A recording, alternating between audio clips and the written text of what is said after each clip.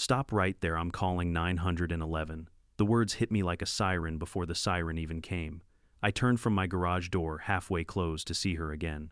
Karen Holbrook, president of the Silver Ridge Estates HOA, standing at the end of my driveway like she'd just caught a fugitive. Phone raised, lips trembling with outrage. "You're hiding something in there," she shouted. I saw the lights, the machines. "This is illegal activity." I just stared at her, still holding the garage remote in my hand. The hum of the door motor filled the silence between us. "Karen," I said evenly, "this is my home, and that's my garage." She didn't blink. "We'll see what the authorities think." As the wail of approaching sirens echoed through the cul-de-sac, I took a slow sip of my coffee and smiled to myself. She had no idea who she'd just called the police on. Before we dive in, tell me in the comments where you're watching from, and don't forget to subscribe for more unbelievable HOA stories that prove some people really picked the wrong fight. There's a reason I bought the corner lot with the maple tree that leans over the cul-de-sac like an old sentinel. On summer afternoons, the shadow lands squarely on my driveway and turns my garage into what it was always meant to be: a small, honest workshop where a man can take something broken and make it whole again. That's all I wanted from Silver Ridge Estates. Quiet shade, the smell of warm motor oil, and the simple satisfaction of setting a carburetor right. I didn't come here to make a point. I came here to disappear into ordinary life. Most mornings I'm up before dawn. 52 does that to you. The body wakes first. The mind follows at its own pace. I brew coffee, open the side door, and let the cool air roll over the concrete. The garage is where my world narrows in a way I like. Pegboard tools. A red steel box with drawers that sound like a reliable hymn when they slide. A 74 Norton Commando on the stand, polished by a dozen patient Saturdays. There's a radio with a bent antenna tuned to a classic rock station that goes to static whenever the blender in the kitchen kicks on. A life measured by small clicks and soft whirs. The neighborhood sells a different story. Silver Ridge brochures show families on bicycles and a golden retriever that seems union required. The houses wear tasteful tans and grays identical except for the porches where rocking chairs like sentries keep watch over very similar lives. The HOA rules, sorry guidelines, arrive in a binder thick enough to stop a small bullet. 2 approved mailbox designs, acceptable shrub heights, no commercial activity, and garage doors must remain open no longer than 15 minutes at a time, unless actively loading or unloading. I remember reading that last one thinking, who measures this? It didn't take long to find out. Karen Holbrook introduced herself on day 2. I was on a ladder cleaning the fan blades in the foyer when I heard a knock that believed in itself. When I opened the door, her smile was already arranged, the kind that suggests agreement is inevitable. She was mid-50s, hair sprayed into a helmet of meticulous significance, a cardigan, the color of sherbet, and a slim binder cradled like a newborn. Her nameplate read President, because of course it did. "Welcome to Silver Ridge," she chirped. "We value neighbors who value standards." I told her I did generally. She congratulated me on buying in during a competitive season, a phrase that sounded like a warning. Then she thumbed the binder open and ran a manicured finger down a page, until it arrived with a practice flourish at 14.3b, exterior work visibility. "I see you have some equipment in the garage," she said, like she was spotting contraband. "It's a beautiful space. We simply ask that resident projects remain tidy." She paused over that word, tasting it. "And private. We don't want to inspire copycats. I promised I wouldn't corrupt the block with adjustable wrenches and honest sweat." She laughed a musical trill with sharp edges. When she left, I noticed she'd slipped a glossy pamphlet into the crack of the door, "Keep Silver Ridge Safe." On the back was a list of phone numbers, including hers in bold report issues, 24/7 and the non-emergency line for the local police. The first number was circled in pink highlighter. The first month passed in small frictions. A yellow note appeared after I watered the lawn at noon. Best practice is before 9 a.m. or after 6 p.m. Sun waste. Another note for a garden hose visible from the street. Another about my trash can lid not fully closed. Each one was signed with a looped K that managed to look cheerful and accusatory at once. I taped the notes above the workbench like a growing collection of miniature warrants. It amused me at first, this pageantry of control, but the novelty thinned with each new slip. "What did you do to her?" asked my neighbor Lila during a Saturday block yard sale. She and her husband Ken had a table of baby clothes and a sign that read, "Everything must go," which felt ominous for a marriage, but apparently referred only to onesies. I closed my garage, I said. Ah, she winced. You're one of those. One of what men who like doors.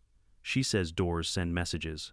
What kind of messages that you have something to hide, Ken said, appearing with a box of plastic dinosaurs that had survived biblical floods. In this zip code, privacy is suspicious. We laughed, but not long. Silver Ridge trained you to speak quickly in public like a ship's crew under watch. People here smiled the way you smile with a hand on your car horn. It's not a threat. It's a readiness. I learned the rhythms of the HOA, the way you learn the squeak of a floorboard in a new house. Monday mornings, Karen jogged the loop in pastel leggings, pausing to photograph unmotivated grass. Wednesday nights were for board meetings at the clubhouse light refreshments and heavy sighs. Friday afternoons, she sat on the bench under the maple with an iPad tapping notes, like she was composing an aria titled Order. She loved the word, order. It was the wax stamp on her letters, the text on her tote, the sign on her office door, order is kindness. I had a different definition. Still, I can be civilized. I waved when we crossed paths. I nodded when the newsletter praised vigilant leadership.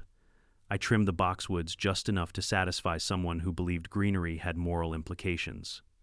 I kept my radio low. I logged work hours that began after 8 and ended before 6, staged for the theater of neighborhood goodwill. I did all of it not because I feared enforcement, but because I was trying an experiment. What if just once I let ordinary life happen to me? Even so, the notes escalated. The font grew bolder. The language turned from suggestions to citations.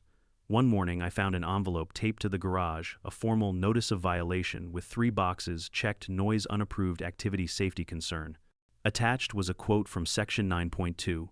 No resident shall operate or appear to operate a business from the garage or premises. Beneath that, a photo of me hunched over the garage door halfway down to keep the glare off the chrome. A caption in Karen's handwriting, visible work, suggests commerce. I took the notice to my neighbor across the street, Priya, who had a lawyer's posture and a gardener's hands. She read it mouth, a flat line. This is bluster, she said. A garage isn't a storefront because a human stands in it. Keep the door where you want it. Tell that to the president, I said. I have. She quotes scripture from the bylaws and calls it law. Priya looked at my face and softened. If you need me at a meeting, I'll come. There's a move people learn when they want to control you. They force you to explain yourself. Every conversation becomes a deposition you're destined to lose because you refuse to dignify the premise. When Karen stopped me one evening, timing her jog to intercept me at the mailbox, she led with that move. What is it you do in there? She asked without greeting, nodding toward the garage. Fix things, I said. Fix what metal? Mistakes. Time. She frowned like I'd answered in riddles to evade a lie. Are you licensed for fixing time? No. You think this is funny. I think it's a garage. She lifted her phone, a reflex by now, and snapped a photo of my face. Documentation, she said, the word landing with the smugness of a neophyte. Residents have a right to feel safe. They do, I said, and they have a right not to be harassed. Her smile turned sharp. Harassment is a legal term. So is trespass. That night, the newsletter arrived in inboxes with a new initiative, Neighborhood Watch. 2, a call for vigilance against garage-based activity that may undermine property values. Under it, a stock photo of a wrench laid over caution tape. Subtlety was not a tool the president kept in her belt. I tell you this not to paint myself a hero. Heroes are loud, and loud is easy. I'm a quiet man with an old radio who likes bolts organized by size. I've spent years learning to live inside patience, to hear the sound a room makes before someone lies in it. Silver Ridge was supposed to be a break, but breaks are fragile. They split wherever pressure finds them. Pressure found me 3 ways at once: the notes, the newsletter, and the looks. Not everyone gave them. Most of my neighbors have better sense, but the few who did glanced at my garage like it was a rumor with a roof. A young mom steered her stroller a foot farther from my drive. A teenage boy filming for a class project panned over the door and whispered, "That's the guy." The smallest slights do the deepest work. They turn you foreign to the place you pay for. I called the number on the pamphlet, once the non-emergency line. I asked a board dispatcher what constituted illegal garage use. As long as you're not running a chop shop, she said, you're fine. Define chop shop. You would know if you were running one. I'm not. Then you're not. I thanked her and hung up. I didn't want permission. I wanted sanity. On the Thursday before the sirens, I left the garage door down for 20 minutes. It was raining, the kind of persistent drizzle that makes sidewalks reflective and dishonest. I was soldering a wire harness and needed the humidity low and the temperature steady. When I finally hit the button to open up, the maple had gathered 1,000 points of light on its leaves, and Karen was standing under it with a phone filming my door as it rose. We held each other's eyes the way fencers touch blades. "I timed it," she said. "I hope you beat your personal best," I said. "It was 20 minutes. 15 is a guideline," I said, "not a curfew. Rules are rules, so is gravity." Still, we jump. Her jaw flexed. Some of us care about standards. Some of us care about lives. I shouldn't have said it, not because it wasn't true, but because she didn't come here for truth. She came for victory, and I'd handed her a provocation masquerading as poetry. She walked off, fingers already flying over the screen. I went back to the bench and stared at the solder cooling into a shiny scar. You learn to read people by how they process defeat. Karen's processing style was escalation. That night I laid out parts on a clean towel like a surgeon staging a second chance and told myself, "Don't react. The universe has its own calendar. If someone insists on meeting the law head first, you don't push them, you step aside." In the morning I brewed coffee, opened the side door, and watched steam rise like a small forecast over the mug. The Norton caught the light through the window and looked briefly like it wanted to be new again. I smiled at the thought and pressed the remote. The garage door came down with its steady hymn. In the narrow slit of bright that remained, I saw a silhouette at the end of the driveway, a woman with a phone and a grievance already rehearsing her lines. The door settled. The world clicked into a different chapter. By nightfall, the binder would come out. The notes would turn into threats. And the words that opened this story would rip the air again, louder this time, because now there would be an audience. But in that quiet moment, just me, the coffee, and the last inch of daylight, I did what I always do when a storm decides it loves me. I took a breath, measured the space between impulse and action, and chose to be ordinary for one more minute. It wouldn't last. People like Karen don't permit ordinary. They mistake calm for confession. They mistake doors for secrets. They mistake a man repairing something for a man preparing something.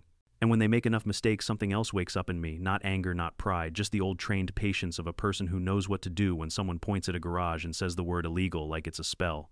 This is how the madness began, with a binder, a stopwatch, and a woman determined to turn peace into a performance.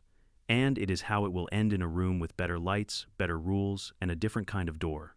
It started on a Saturday morning, so ordinary it could have been copied from any suburban postcard until it wasn't. The sun was still low, hanging like a tired coin over the rooftops, and the air smelled of wet asphalt from the sprinklers that had finished their chore. I had the garage open, halfway, radio humming through an old Fleetwood Mac track, when I heard the sound that always meant trouble in Silver Ridge, the sharp, deliberate click of high heels on concrete. Karen Holbrook was marching up my driveway again, binder tucked under one arm, phone in the other. She looked like a lawyer on her way to prosecute a garden gnome. Her sunglasses were large enough to double as riot shields, and her mouth wore that thin line that said she was one sentence away from a complaint. I didn't even look up at first. I'd learned that acknowledging her too soon only fed the drama. But Karen didn't believe in subtle entrances. She cleared her throat with the power of a public address system. "Mr. Cole," she began, "you were informed about the garage use restrictions last month. Section 9.2. "Yes, Karen, I remember. And yet here you are again with the door half closed." "It's sunny," I said. "Chrome and sunlight don't mix." She took a photo. "I'm documenting this. There have been reports, credible reports, of suspicious activity coming from your property." I laughed quietly. "Suspicious activity? You mean engines?" She stiffened. "You know what I mean. People saw strangers visiting late at night." "UPS," I offered. "Or maybe raccoons." Karen's jaw set like drying cement. "If you won't take this seriously, I'll have to escalate. We can't risk someone operating unlicensed business or other things." "Other things," I repeated. "You mean terrorism, arms dealing, counterfeit lemonade." Her lips twitched, but not into a smile. She raised her phone higher. "Step back from the garage, please. I need to record this properly." "Karen," I said, "you're filming a man fixing a carburetor. You don't need a warrant or a witness. You need a hobby." That was the wrong move. Her nostrils flared, her finger hovered dramatically over the phone screen, and then came the line that detonated the piece of Silver Ridge Estates. "Stop right there, I'm calling 911. I froze, more out of disbelief than fear. "You're calling the police because I closed my garage." "I'm calling," she declared, "because you're acting hostile and possibly armed." "Armed," I repeated slowly. "With a wrench I saw metallic objects," she insisted. "And you raised your voice." "I haven't raised my voice," I said softly. Not yet. But she was already talking to dispatch, pacing in tight circles like an actor rehearsing a scene. Yes, hello, this is Karen Holbrook, HOA president of Silver Ridge Estates. We have a male resident barricaded inside his garage. Possible weapons. Acting erratic. I almost laughed out loud at the word barricaded. The door was half open, sunlight pouring in like a spotlight. She had the subtlety of a fire alarm. Ma'am, I heard the dispatcher reply faintly, is he threatening you? Not directly, but I feel unsafe. He's glaring. I'm squinting, I said helpfully. She ignored me. Yes, please send someone quickly. We have children here. I sighed, grabbed my mug of coffee, and leaned against the workbench. Somewhere between the absurdity and the caffeine, I found calm amusement. I'd been through bigger storms than Karen Holbrook's imagination. When you've spent decades in federal service, listening to real emergencies, negotiating with people who truly meant harm, you learn to measure danger by silence, not volume. And Karen was pure volume. The distant wail of sirens began about 5 minutes later, slicing through the calm morning like an unwanted soundtrack. Within moments, 2 police SUVs turned into the cul-de-sac, lights flashing. Curtains fluttered across windows as the neighborhood tuned in to the latest HOA drama episode, live and free of charge. Karen waved frantically at the approaching vehicles, pointing toward me like she'd just identified a national threat. That's him, she cried. He's the one. Don't let him close that door. I took another sip of coffee and pressed the button. The garage door slid down smoothly until only a foot of daylight remained. I heard Karen gasp as if I detonated something. The officers approached cautiously, hands near their belts but not yet drawn. One of them, a younger man with a polite expression, called out, "Sir, can you step outside, please?" Of course, I said. I lifted the door the rest of the way and stepped into the light mug still in hand. Karen practically dove behind one of the police cars. Be careful, he's unpredictable. The officer glanced at me, then at her, then back at me. I could see the question already forming behind his eyes. Is this real or is this Tuesday in an HOA? Sir, he said carefully. We got a call about a barricade situation. I smiled. I think there's been a misunderstanding. The only thing barricaded here is a faulty carburetor. The other officer, older, and with the kind of posture that said he'd seen every flavor of nonsense, peered into the garage.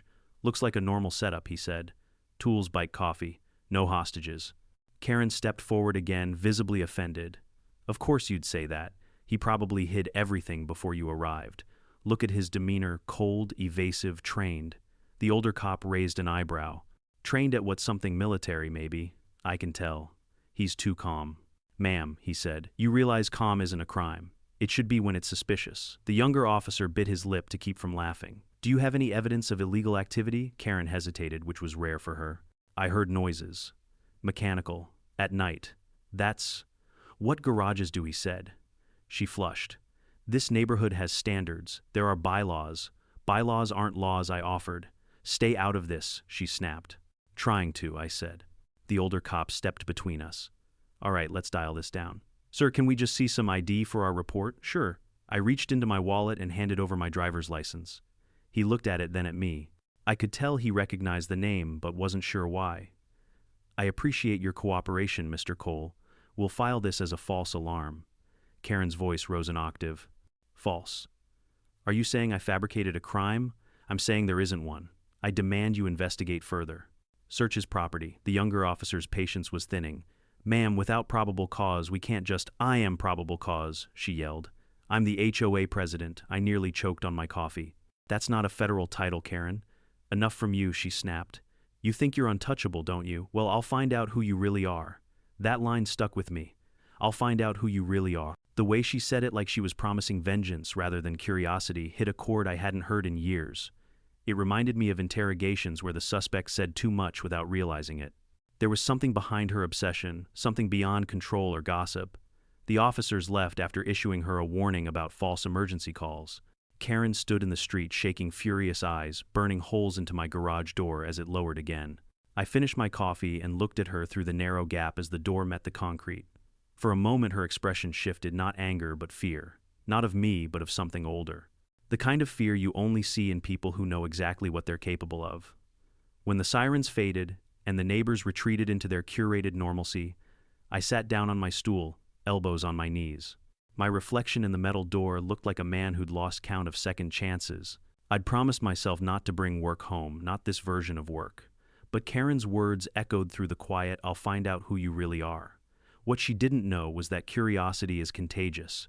So I opened my laptop, typed her name into the federal database, not the public one, the one with layers the average citizen never sees, and waited for the wheel to spin.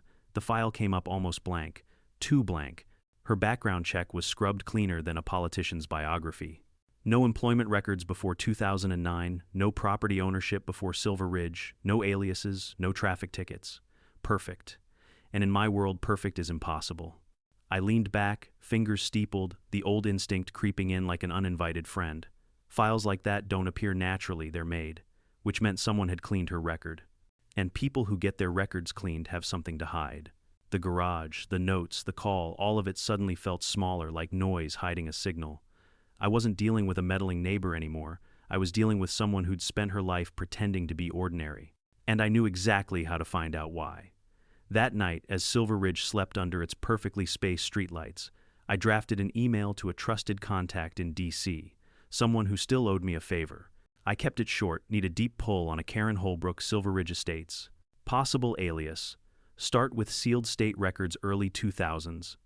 Then I closed the laptop, leaned back in my chair, and let the radio hum.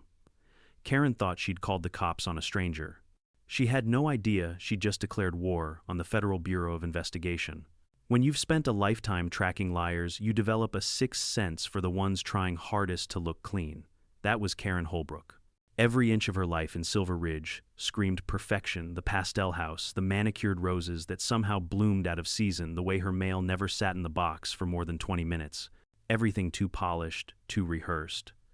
But the blankness in her official record, that was the real giveaway. People like her don't live spotless lives. They just hire better janitors. I didn't want to pull that thread at first. I had come here to retire, not to reopen old habits. But something about her, the aggression, the paranoia, the need to control everyone around her, felt familiar. I'd seen it before behind two-way glass when people with buried histories got a taste of power. HOA bylaws were just her new badge. And when she called 911 on me, that badge became a weapon. 2 days after the barricade incident, my contact from D.C., Agent Harper, pinged me through an encrypted channel. Harper and I went way back to my counter-organized crime days, sharp mind, sharper instincts, and absolutely no patience for nonsense. Harper pulled your Karen. Weird file. State ID exists, but pre-2009 there's a sealed record flagged by the DOJ Privacy Act. I'd need clearance from above your old pay grade to unseal it. M.E. That's funny. Above my old pay grade would be me, Harper. Exactly. Want me to nudge the archives? M.E. Do it. And look for prior aliases. This smells like identity laundering. Harper, roger that. I'll dig through the weeds. I smiled at the screen. It felt like muscle memory coming back, quiet investigation, reading between redacted lines. Except now the suspect wasn't a mob accountant or a cyber ring. It was the woman sending HOA violation letters over trash bin placement. That night, I sat in my dim garage laptop, casting a pale glow over the Norton's chrome tank. The house was silent, except for the faint ticking of the ceiling fan and the cicadas outside. I opened my email again and scrolled through old bureau access codes, fingers hesitating over the keyboard like a priest about to break a seal. Retired or not, I still had director-level clearance. I typed in the string of authorizations, exhaled, and pressed enter. The system resisted, then unlocked. What appeared wasn't a clean dossier, but a fractured one, like someone had taken scissors to a newspaper and taped the safe words back together. Name: Kara Lee Holman. DOB, redacted criminal history. Classified under State Rehabilitation Program 2003 notations. Violent offense, dismissed due to procedural error. Affiliations under investigation for financial fraud, 2006. Charges dropped. Notes subject relocated under sealed identity protection order, reason undisclosed. I leaned closer. Identity protection orders are reserved for two types of people: key witnesses or dangerous manipulators who cut deals to save themselves. Judging by Karen's new life running a suburban HOA like a personal dictatorship, I was betting on the latter. The next entry chilled me more than I expected. 2003, Baton Rouge Police Department. Incident: aggravated assault in connection with hate-motivated altercation at Miller's Bar. 3 hospitalized. 1 weapon recovered. Suspect: Kara Holman. Outcome sealed by state court. Expunged after 24 months. I sat back. My garage suddenly felt smaller, the air thicker. Karen, the woman fining people for garden gnomes, once swung fists in a hate-fueled bar brawl. People don't change like that. They adapt, refine disguise. Her HOA presidency wasn't civic duty, it was control therapy. I took notes. A pattern was emerging.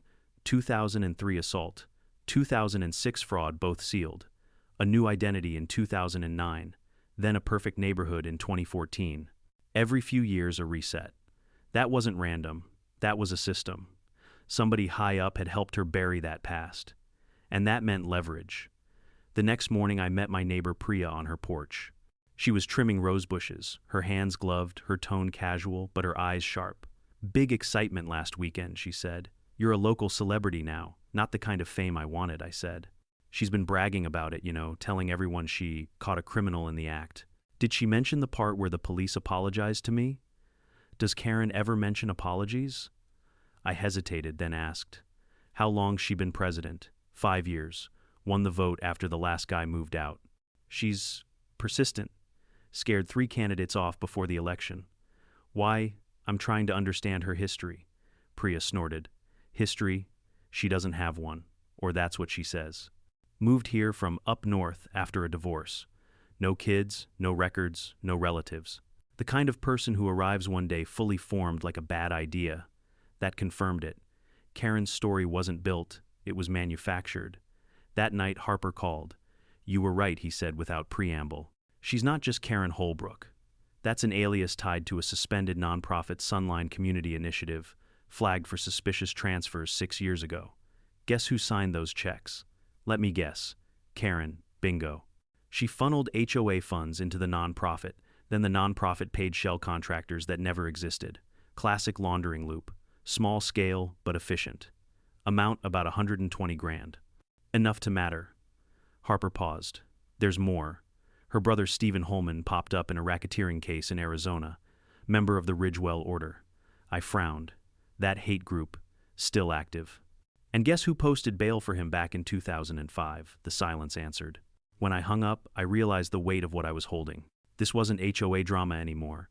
It was a ghost operation hidden in plain sight, run by a woman who used neighborhood bureaucracy to launder money and control perception, and she'd picked me as her next scapegoat. The next day, I attended the monthly HOA meeting for the first time. Karen was at the head of the long oak table framed by an American flag and a vase of artificial lilies. Her binder sat open like a Bible. "Oh, Mr. Cole," she said, voice sweet as corn syrup. "How brave of you to show up after last week's incident." "Just here to learn," I said. "I like knowing how justice works around here." Her smile tightened. "Justice, we prefer order." The meeting rolled on with reports about landscaping pool schedules and naturally ongoing safety concerns regarding unauthorized garage activity. Each line she spoke dripped with theater, but I wasn't listening for content. I was watching reactions. Several board members shifted uneasily when she mentioned budgets, especially when she referenced community improvement grants. One man at the end, Leonard, avoided her gaze entirely. Afterward, I caught him in the hallway.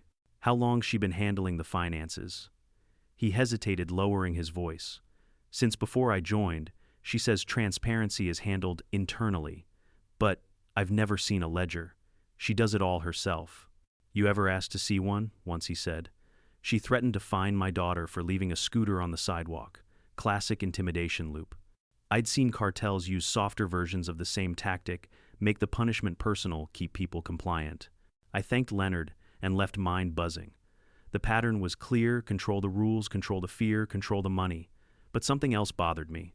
The photo from the 2003 assault report, Harper had sent a grainy black and white shot of a woman half a lifetime younger.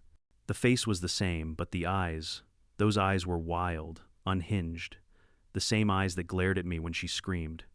Stop right there. She hadn't changed at all. She'd just found a legal outlet for her violence.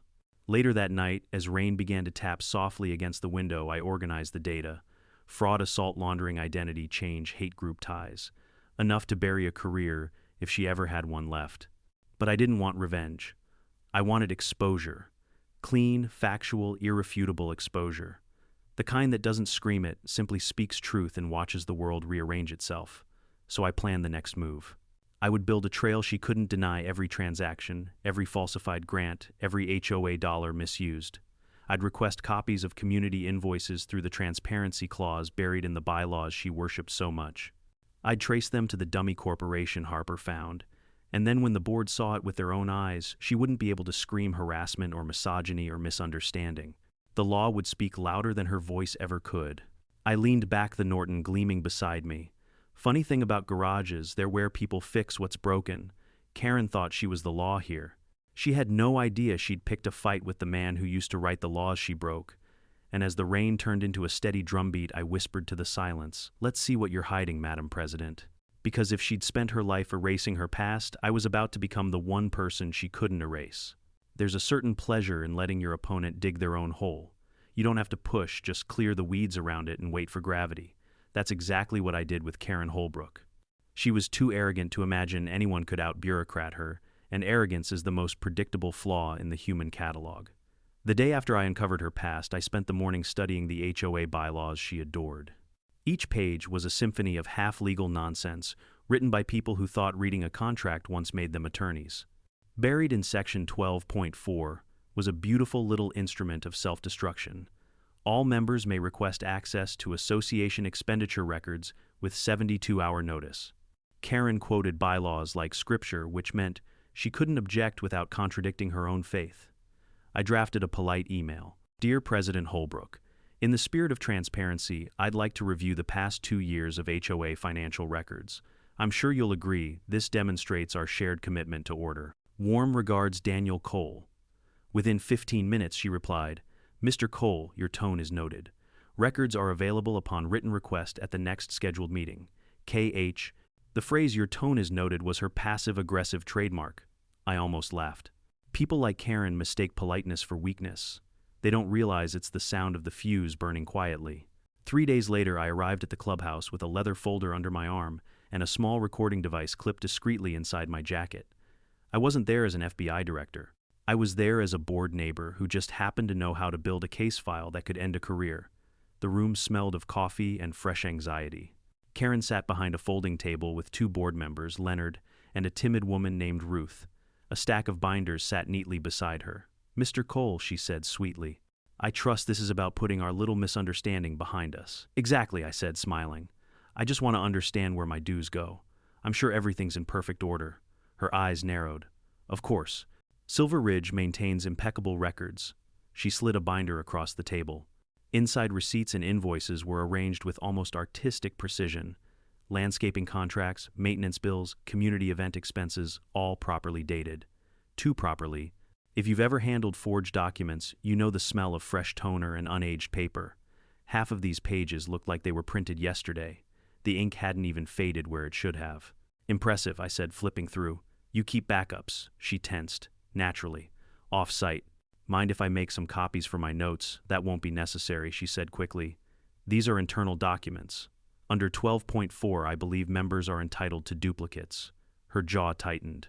"You've read the bylaws." "I like literature," I said. The moment stretched. Leonard coughed. Ruth pretended to check her phone. Karen smiled again, but it didn't reach her eyes. "I'll prepare summaries," she said finally. "We wouldn't want confusion from misinterpreting technical data." "Of course," I said. "Numbers can be tricky." I left the meeting with nothing physical, but everything I needed. Her nervous tone, the evasions, the sudden decision to rewrite transparency into censorship. Every lie she told would soon serve as its own affidavit. That evening, I met Harper online. We cross-referenced the vendor names from the binder against federal tax databases. Out of the 11 listed contractors, 5 didn't exist. 3 were registered to a P.O. box in Arizona, the same town where her brother's company operated. 1 matched the Shell landscaping business tied to the Ridgewell order investigation. "Classic layering," Harper muttered. "She's routing HOA money through fake invoices, washing it in her brother's firm, then funneling it into the Ridgewell fund. Small potatoes, but criminal all the same. Can you trace the transfers already on it?" "Give me a week." I didn't have a week. Karen was escalating again. The next morning, I found another envelope taped to my garage. Violation notice. Non-compliance with conduct standards. Below in red ink, harassment of HOA president. She'd filed a complaint accusing me of intimidation during the records meeting. It was almost beautiful, the audacity, the self-incrimination. I kept the notice, dated it, and smiled. That night I began building the trap. The plan was simple. Karen needed to believe she'd caught me breaking a rule, so she'd rush to document it on camera as usual. Once she crossed the line into trespassing or illegal surveillance, I'd have physical proof for the sheriff and my internal task force. And if she'd tampered with HOA funds, her reaction under pressure would open the final door to prosecution. I started by baiting her curiosity. I parked my pickup half inside the garage, half outside, with a stack of blank boxes marked property files on the workbench. On top, I placed a USB drive labeled Grant Reports, a harmless decoy containing only one file, a document titled Audit Summary, Sunline Community Initiative. Inside it, an invisible digital tracker that would ping Harper's server the moment anyone copied it. Then I waited.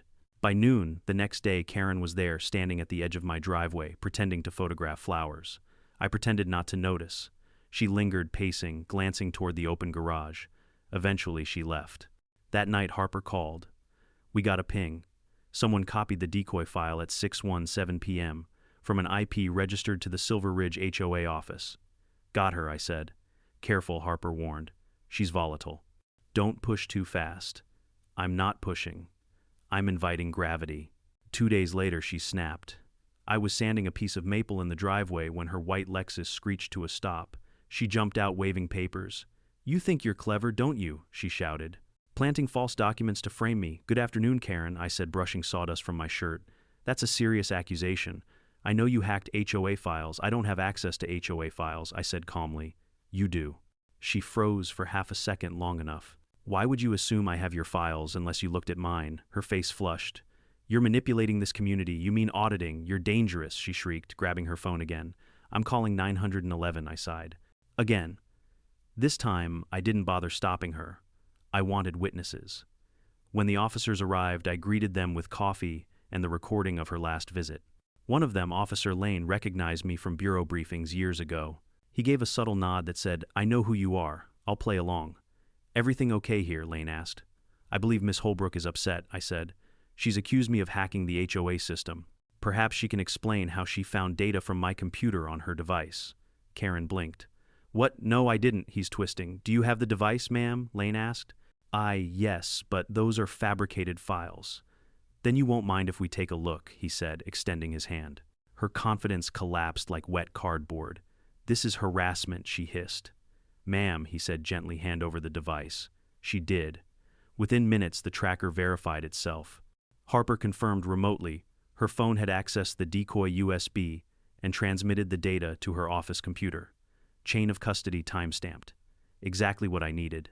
Karen's voice trembled. You set me up. No, I said quietly. You set yourself up. I just gave you the opportunity. She backed away, eyes darting toward the officers. He's dangerous, she whispered. He's not who he says he is. Lane looked at me, then back at her. Ma'am, do you know who he is? No, she snapped. Some mechanic pretending to be ma'am, he interrupted, tone shifting. I'd recommend you stop talking. She frowned, confused. Why? Because I do know who he is. For the first time since I'd moved into Silver Ridge, Karen Holbrook looked uncertain. The officers left with her phone for evidence. She drove off a few minutes later, pale and shaking. That evening, Harper called again. We followed the trail. The HOA's account fed directly into the Sunline Fund, then into 3 personal checking accounts under her alias. It's airtight. Good, I said. How soon can we move? Tomorrow morning. Local and federal warrants. I looked around my quiet garage, the Norton, the tools, the fading smell of coffee. It felt like a chapel before a storm. Let's end this cleanly, I said. Any regrets? Harper asked. Only that it took me this long to start. The next morning, the cul-de-sac woke to the sound of unmarked cars. Agents in windbreakers moved with the precision of a well-oiled clock. Karen stepped onto her porch and her pink blazer eyes wide. When they read her rights, she tried to shout about HOA sovereignty bylaws and conspiracies. No one listened. Neighbors peeked from curtains, their mouths open. For once, Silver Ridge was silent. As they placed her in the car, she met my eyes across the street. There was no anger this time, only recognition. The kind you see when a predator finally realizes its prey. I raised my coffee cup in a small salute. You wanted order, I said softly. Now you'll have it. The door shut, the car rolled away, and for the first time since I'd moved here, I heard the sound I'd been waiting for. Silence. The morning after Karen Holbrook's arrest, Silver Ridge Estates looked like a movie set after the crew had left. The lawns were too perfect, the air too still, and every open window hummed with whispers. People didn't mow that day, they stared. The HOA president, the woman who fined children for sidewalk chalk and cited retirees for wind chimes, had been handcuffed on her own porch at sunrise. It should have felt like victory. Instead, it felt like paperwork waiting to happen. I spent that morning the way I always do when the storm passes, organizing the facts before emotion has time to grow claws. The file on my desk was thick now: falsified invoices, financial trails, the sealed criminal history, and Harper's verified chain of custody from the tracker. The federal warrants were executed cleanly, with minimal noise. She was being held at the county detention center, pending fraud and identity theft charges. Still, I knew the storm wasn't over. When corruption hides in plain sight, exposure doesn't end it, it wakes it up. By noon, the HOA called an emergency meeting. I wasn't surprised. Panic always arrives in minutes when power disappears. The clubhouse smelled of old coffee and guilt. About 30 residents filled the folding chairs, their faces pale and confused. Leonard sat near the front, clutching a folder like a life vest. Ruth wrung her hands, whispering prayers. At the front of the room, the vice president, a man named Harold Bishop, tried to maintain order. "Everyone, please," he said, voice trembling. "We'll begin shortly. Let's keep this professional."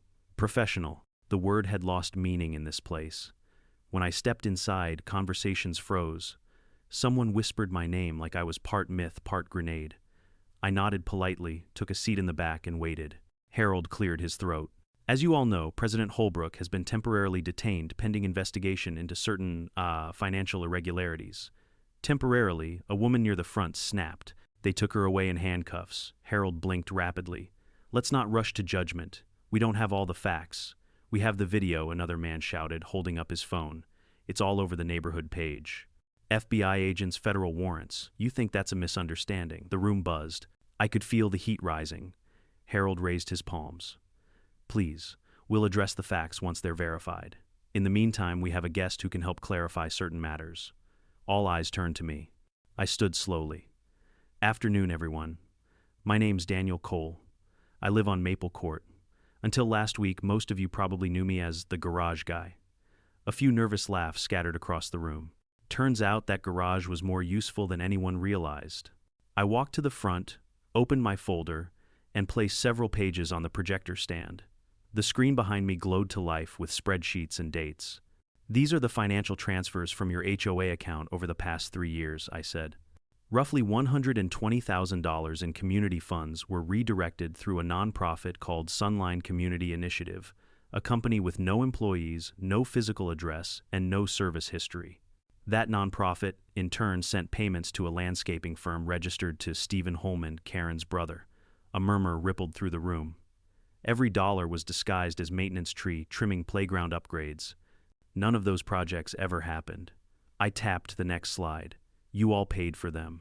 Harold swallowed hard. "Mr. Cole, how did you get this information?" "Let's just say I have some experience in investigations," I replied. Someone in the back stood up. "So she was stealing from us all this time?" "Yes," I said. "And she was doing it under a false name. Her real identity is Kara Holman.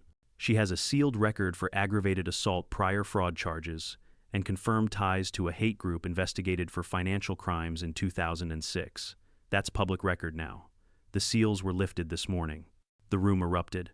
Shock, anger, disbelief, every flavor of betrayal poured into the air at once. "She fined me for painting my fence beige," a man shouted.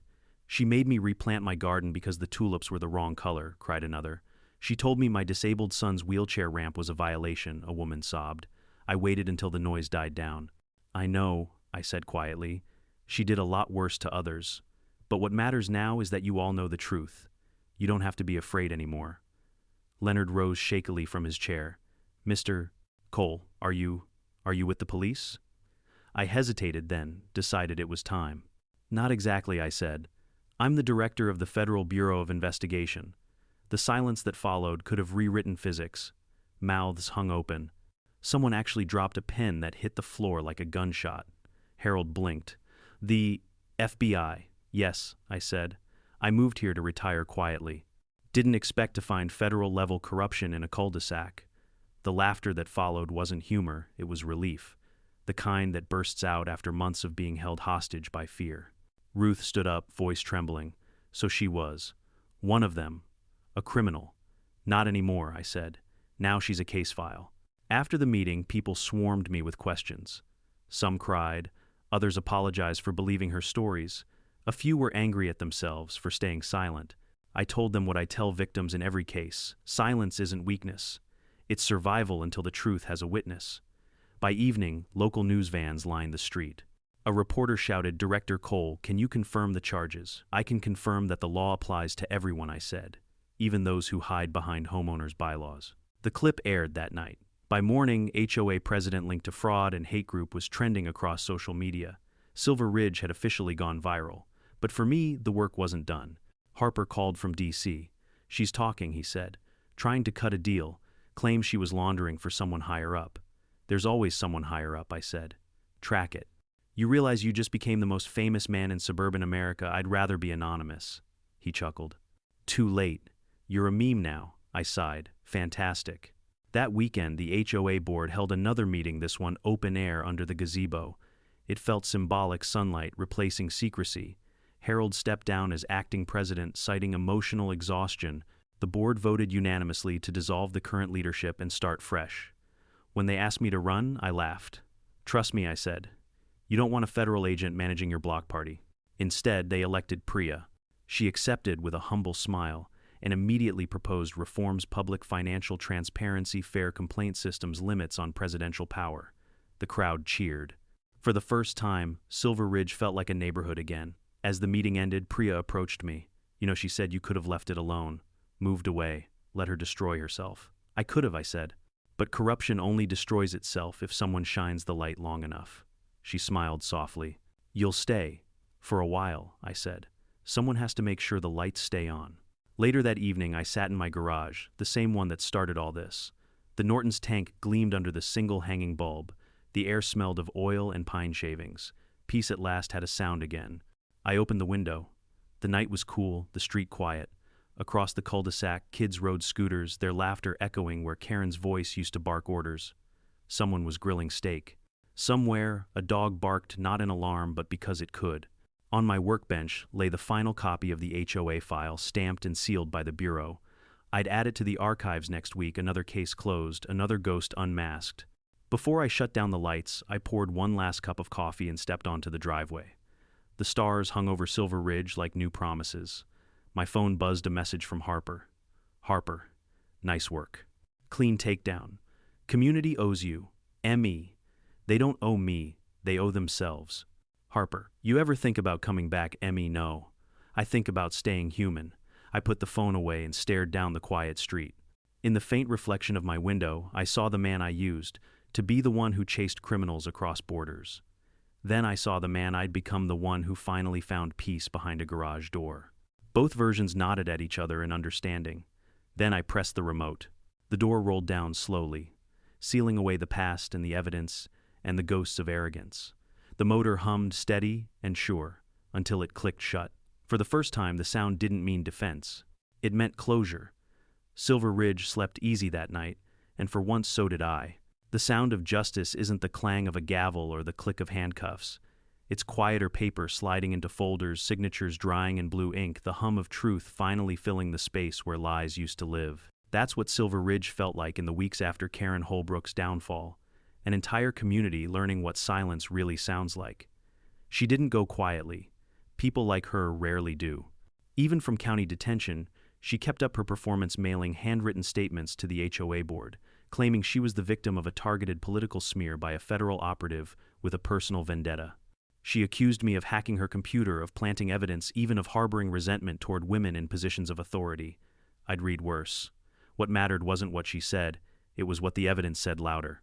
The investigation that started in my garage had become a multi-state financial case. Harper's team traced funds from the Ridgewell Order to 3 other HOAs across the Southwest, each with its own president connected to the same network. What we'd uncovered wasn't just neighborhood corruption. It was a laundering ring hiding behind the most boring disguise imaginable: suburban order. You don't hide crime in chaos, you hide it in rules. The DOJ sent me weekly updates out of courtesy, though technically I was still on sabbatical. Karen's arraignment drew local media and 3 network reporters hungry for the words FBI director victimizes HOA president, but the headline never came. Instead, they ran with the truth. Suburban HOA exposed as front for fraudulent charity network. When the footage aired, it was almost surreal, watching her orange jumpsuit hair frizzed under fluorescent lights, still trying to control the room. "This is all a misunderstanding," she told the cameras. "That man manipulated evidence. He's using his position to." The deputy shut the door before she finished.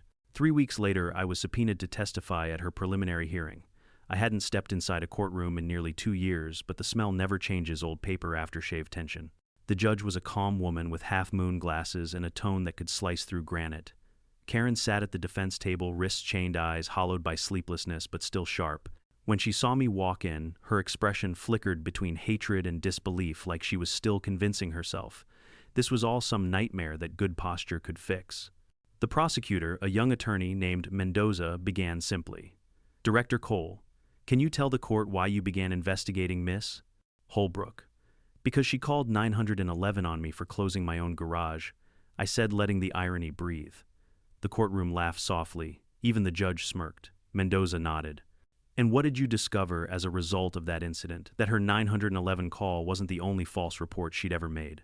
I outlined the timeline, the sealed records, the fraudulent transfers, the alias switch, the digital evidence, the tracker. I spoke calmly, not as the man she'd antagonized, but as the professional I'd spent decades becoming. The facts did the talking. Karen tried to interrupt twice. Once she yelled, "He's lying," the judge warned her. The second time she stood up mid-sentence shouting, "You don't know what they did to me," her attorney tugged her back down like a handler with an angry show dog. When it was over, the judge thanked me for my clarity and dismissed the court until sentencing. Karen stared at me as they led her away. Her voice was smaller now, cracking. "You ruined everything." "No," I said softly. "You did." The sentence came 2 months later, 8 years for fraud, identity theft, and obstruction. No bail. Restitution of $92,000 to the HOA and $28 0 inches federal fines. Probation for 5 years after release. It wasn't revenge, it was arithmetic. The community moved on slowly, like a wound, learning how to scar. Some neighbors repainted their houses. Others stopped locking their mailboxes. The sense of paranoia she'd cultivated began to fade, replaced by small acts of rebellion that felt like freedom. Kids playing basketball after 9 p.m. Lawn chairs left out, overnight music at barbecues turned up just a little too loud. Priya, now officially HOA president, implemented Open Books Fridays, where anyone could come review financial records with free coffee and no fear. The first week, no one showed. By the third half, the block came. Transparency had become the new rebellion. She asked me to join the board. I declined again, but I helped quietly reviewing policy drafts, mediating disputes, setting up cybersecurity for HOA systems. "Consider it pro bono," I said. "Federal rehab therapy." But even peace comes with echoes. One afternoon, a plain manila envelope appeared in my mailbox, no return address. Inside, a single photograph, Karen standing beside a man in a black suit outside a charity gala bannered with Sunline Community Initiative. Scribbled on the back were 2 words, "Still missing." I sent it straight to Harper. Within hours, he called back. "The guy next to her, that's Richard Hale. Former accountant for Ridgewell Order, skipped his trial in 2010. Been off the radar ever since.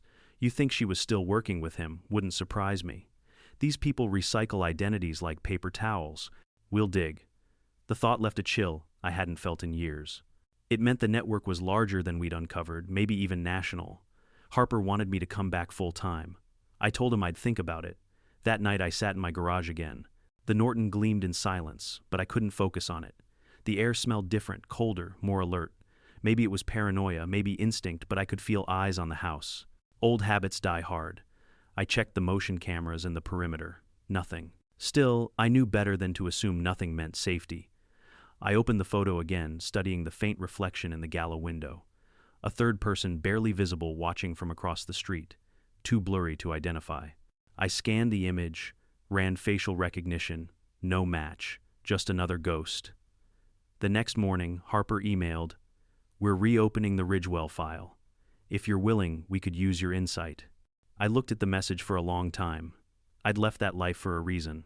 I'd traded classified missions for coffee and sunlight.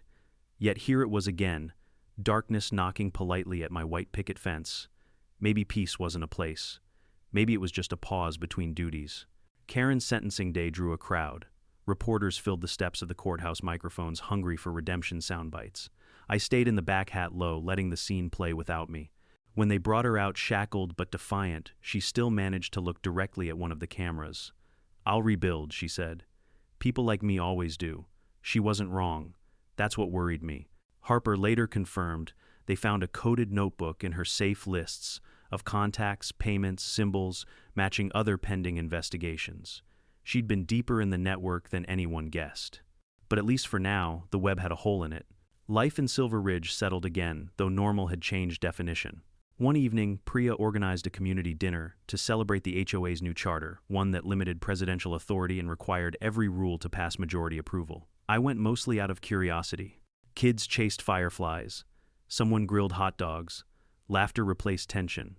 When Priya handed me the microphone, I hesitated. "I'm not much for speeches," I began, "but I will say this rules are supposed to protect, not control. We forget that when fear wears a friendly face. Karen used rules to build a cage around this neighborhood. You tore it down. That's what matters." They clapped. I stepped back, relieved. Later that night, as I walked home under the lamplight, I saw Leonard sitting on his porch with a cigar. He waved me over. "You ever regret getting involved?" he asked. "Sometimes," I said honestly. "Peace costs more than you think." He nodded. "But it's worth the receipt." "Yeah," I said, smiling faintly. "It usually is." A week later, I received a call from Harper. "Update on our missing accountant," he said. "Hale's dead, found in an abandoned warehouse in Phoenix. Gunshot wound, no sign of struggle. My pulse didn't change." I'd been expecting something like that, and Karen, she doesn't know yet. But if this was a cleanup job, she'll never get the chance to rebuild. The network eats its own. "Good," I said softly. After we hung up, I went outside. The night breeze was sharp, clean. The kind of silence that follows justice, heavy but earned. In the distance, the streetlights hummed. I took a deep breath and smiled. Maybe now, finally, the storm had passed. The maple tree rustled overhead. I looked up at its branches, remembering the first day I met her, the pink blazer, the camera, the arrogance. All of it gone, now folded into history like an old violation notice. I pressed the remote. The garage door began to close, its echo rolling out across the quiet cul-de-sac.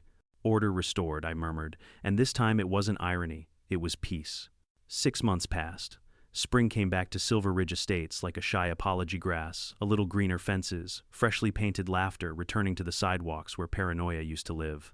The neighborhood had found its rhythm again. HOA meetings were shorter, friendlier, and filled with more coffee than confrontation. For once, bylaws sounded like background noise instead of threats. Sometimes when I'd walk my dog down Maple Court, I'd catch a neighbor's smile that lingered longer than usual, a small nod that said thank you for cleaning the rot without burning the house. I never corrected them. What I did wasn't heroism. It was maintenance, the same kind I'd always done, just on a larger, messier engine. Karen Holman, was serving her sentence at a low-security federal facility in Kansas. The papers called her the HOA Queen of Fraud, and apparently she hated the title. Through the Bureau's grapevine, I learned she'd already tried to manipulate other inmates into starting a community improvement committee. Some people just can't retire from control. But her story didn't end there, and neither did mine. One afternoon, Harper called from D.C. His voice carried that particular tone, half respect, half trouble.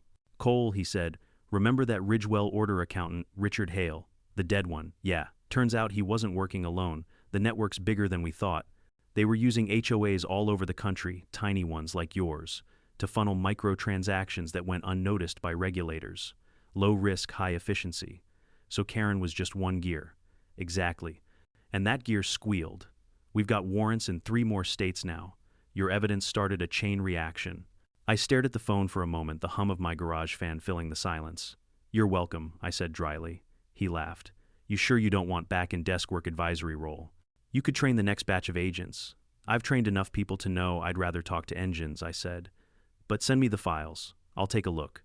That evening I sat at my workbench again, the place where everything started.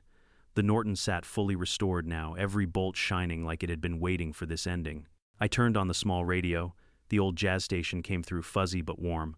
Outside, the sky was the color of cooling steel. As I tightened the final screw on the bike, my mind wandered back to Karen, her voice, her posture, her unwavering belief that control meant safety.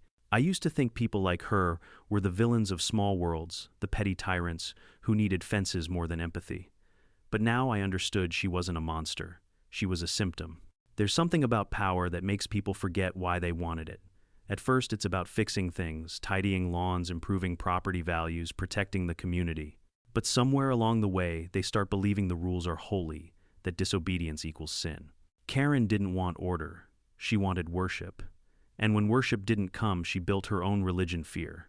The irony was almost biblical. She'd tried to weaponize a garage door, and it ended with the FBI walking through hers. Silver Ridge changed in ways I hadn't expected. Without Karen, people talked more. We had block parties again. Leonard started a Fix-It Friday, where neighbors brought broken appliances to my garage, and I helped them repair whatever they could carry. It wasn't about the repairs, it was about restoring trust. The place that once caused suspicion had become the community's heartbeat. Priya made good on her promises too. She pushed through a neighbor mediation policy, replaced fines with community service, and created an anonymous hotline for complaints that actually led to dialogue instead of punishment. It worked. People stopped whispering about each other and started helping instead. The best part, the new HOA motto carved into the clubhouse wall, "Order without fear." Every time I walked past it, I couldn't help but smile. Then one morning I received a letter. Not an email, not a text, an actual letter handwritten on prison stationery. The return address made my stomach tighten: Federal Correctional Institute, Topeka. Inside was a single page in sharp, slanted handwriting. "Daniel, I hope you're satisfied. You humiliated me, destroyed everything I built, and left me to rot among people beneath me.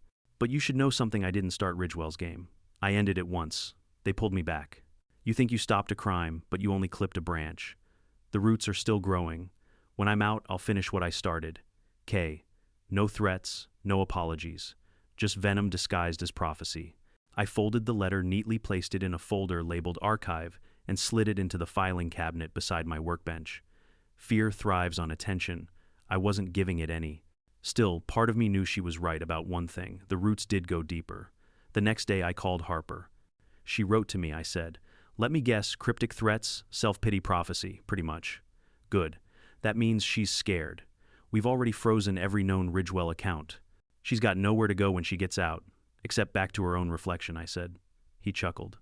"Keep that poetic streak, Cole. We'll need it when we make the movie. God help them if they cast someone handsome." We laughed, and for a moment the tension broke. Months later, the Bureau invited me to speak at Quantico, a closed session for new agents on the psychology of deception. I almost declined, but Harper insisted. "You've earned a few students," he said. Standing in front of that class, looking at those young faces full of adrenaline and certainty, I told them what Karen had reminded me of. "Most criminals don't start as criminals," I said. "They start as people who think they're fixing something the world broke. They convince themselves that cutting corners is just efficiency, that lying is strategy, and that control is safety. But every shortcut costs a piece of your soul. By the time you realize how much you've paid, the receipt is already stamped." The room was silent. I ended with a small smile. "And remember this: sometimes justice doesn't roar. Sometimes it whispers. Listen carefully." When I returned home, Silver Ridge was bathed in golden evening light. The kids were setting up lemonade stands. Neighbors were chatting on porches. For the first time in a long while, it felt like America, the one we promise ourselves, still exists, somewhere between fences and forgiveness. I stood in my driveway, mug of coffee in hand, watching the maple tree rustle.